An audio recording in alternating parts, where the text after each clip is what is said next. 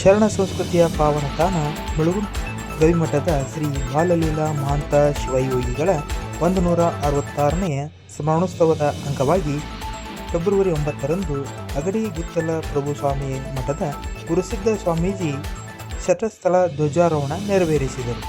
ನಂತರ ಅವರು ಆಶೀರ್ವಚನ ನೀಡಿ ಮಾತನಾಡಿದರು. ಕಾರ್ಯಕ್ರಮದಲ್ಲಿ ಗವಿಮಠದ ಮಲ್ಲಿಕಾರ್ಜುನ ಸ್ವಾಮೀಜಿ, ನೀಲಗುಂದ ಗುದ್ನೇಶ್ವರ ಮಠದ ಪ್ರಭುಲಿಂಗ ದೇವರು, ಕೆರೂರು ವಿರಕ್ತ ಮಠದ ಮಹಂತ ದೇವರು ಸಮ್ಮುಖ ವಹಿಸಿದ್ದರು. ಜಾತ್ರಾ ಸಮಿತಿಯ ಅಧ್ಯಕ್ಷ KL ಕರಿಗೌಡ್, ಸೇವಾ ಸಮಿತಿಯ ಅಧ್ಯಕ್ಷ MD Battur, doctor SC Chowdi, Shivanna Neelagund, Gangappa Sunkapur, Ramanna Kamaji, Honnappa Neelagund, Siddu Kurtakoti ಮೊದಲಾದವರು ಇದ್ದರು. ನಂತರ ಕಲ್ಮಠದ ಹತ್ತಿರ ನೂತನವಾಗಿ ನಿರ್ಮಿಸಿದ ಜಯ ವಿಭಾವ ಮುರುಘರಾಜೇಂದ್ರ ವಾಣಿಜ್ಯ ಸಂಸ್ಥೆ ಕಟ್ಟಡವನ್ನು ಉದ್ಘಾಟಿಸಲಾಯಿತು.